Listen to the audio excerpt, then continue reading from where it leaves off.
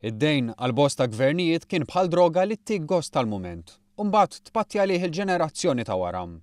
Għal dan il-Ministru għall-Finanzi Edward Scicluna li nnota kif wara li pajjiżna iddaħħal 3 darbiet fil-proċedura ta' deficit eċċessiv, ir-riżultat ta' surplus wera qabża kbira fil-ħidma tal-Gvern.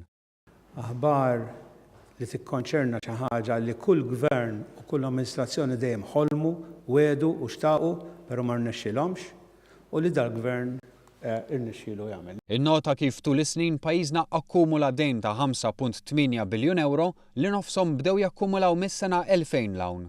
Dejn li però dan il-Gvern kemm jista' jkun ma jridx iħalli lill-ġenerazzjoni li ġejja. Il-Ministru Scicluna fil-fatt wera tnaqqis fir-rata ta' dejn u spjega li meta jingħalqu l-kalkoli kollha, id-dejn mistenni jkun taħt is-60% tal-prodott domestiku gross ta' pajjiżna.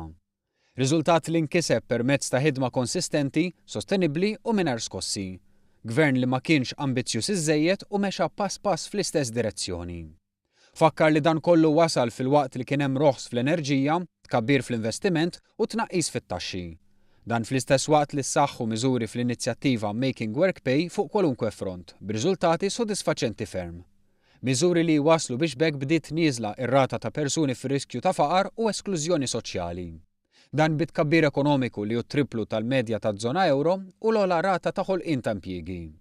Min-naħa tiegħu id-Deputat Prim Ministru Louis Grech innota kif fl-2013 il-Gvern wiret realtà ta' proċedura ta' deficit eċċessiv fejn l-Ewropa issuġġeriet miżuri ta' awsterità.